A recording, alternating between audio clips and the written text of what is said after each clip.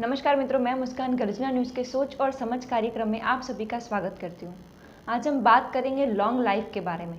आजकल लोग अपने फिटनेस के बारे में ज़्यादा ध्यान रख रहे हैं। कोई जिम जाता है, कोई मॉर्निंग वॉक के लिए जाता है या तो घर में रखी ट्रेडमिल पर दौड़ता नजर आता है। डाइटिशियन के साथ मिलकर अपना डाइट प्लान बनाता है। फिर भी अगर तंदुरुस्ती के नज़रिए से देखेंगे तो ज़्यादा सुदृढ़ साबित नहीं होता। जैसे कि अभी देखेंगे तो सिद्धार्थ शुक्ला जाने माने आर्टिस्ट चुस्त और तंदुरुस्त माने जाते थे। सौरव गांगुली और कपिल देव ने भी पूरी जिंदगी मैदान पर दौड़ने में लगा दी, फिर भी उन्हें कार्डियक प्रॉब्लम हुआ।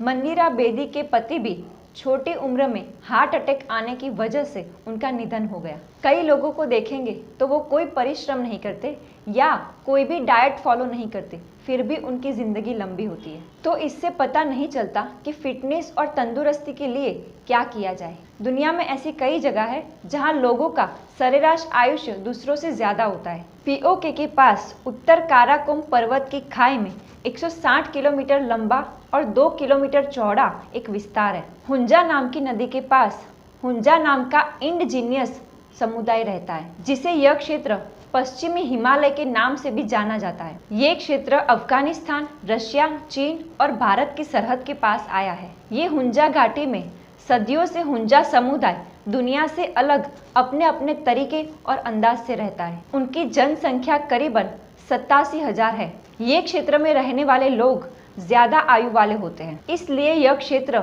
संशोधकों, वैज्ञानिकों, डॉक्टरों और प्रवासियों की नजर में आया। माना जाता है कि विश्व में सबसे ज्यादा सरेराश आयु हुंजा समुदाय की है, जो 110 साल है। 75 साल के पुरुष या महिला की चमक 40 या 50 साल जैसी लगती है। हेल्थ, साइंस और संशोधन में हुंजा समुदाय की डाइट की नोंद ली जाती है। यहाँ के लोग कच्ची सब्जियाँ, फ्रूट, विविध जूस, अंजीर, अखरोट का ज्यादा सेवन करते हैं। ऐसा माना जाता है कि धूप में रखे अखरोट में B17 कंपाउंड ज्यादा होते हैं, जिससे इम्यूनिटी बढ़ती है और वो लोग ज्यादा मांस और मटन नहीं खाते हैं। यहाँ साल में 1 या 2 महीने कम खाना खाकर जिंदगी गुजारते हैं। हुंजा समुदाय के लोग टेरेस खेती करते हैं और खेती करने के लिए पैदल जाना पड़ता है। जो फसल होती है वो पुरुष वर्ग खेतों से लेकर अपने निवास स्थान तक कंधों पर लेकर आते हैं। खेत में गोबर का इस्तेमाल खाद के तौर पर होता है। बारिश में ये खाद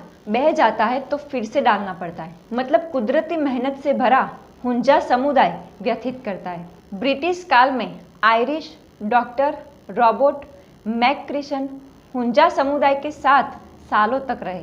कोई भी व्यक्ति कैंसर, अल्सर, डायबिटीज जैसे रोगों से पीड़ित नहीं मिला। एक वैज्ञानिक डॉक्टर हेनरी भी हुंजा समुदाय के साथ रहे। उन्होंने देखा कि पीने के लिए ये लोग जो पानी यूज करते हैं वो पोटेशियम, कैल्शियम और लौह सहित खनिजों से भरपूर है। मतलब कि लंबे और तंदुरुस्त स्वस्थ जीवन के लिए प्राकृतिक और जैविक जीवन शैली अपनानी चाहिए। इसका मतलब ये होता है कि प्राचीन काल में जो जीवन शैली थी वो उच्च प्रकार की थी। अमेरिकन हर साल फिटनेस के लिए $1 ट्रिलियन खर्च करता है। हुंजा समुदाय अपने आप को सिकंदर का वंशज मानते हैं। ये बात सच है कि गलत ये तो पता नहीं, लेकिन हुंजाओं की गोरी चमड़ी और मजबूत शरीर उनसे मिलते जुलते हैं। हुंजाओं की भाषा बारूशास्की जो अन्य भाषाओं से काफ़ी अलग है। ये भाषा प्राचीन मैसेडोनियन और हेलेनिस्टिक फारसी का मिश्रण मालूम पड़ता है।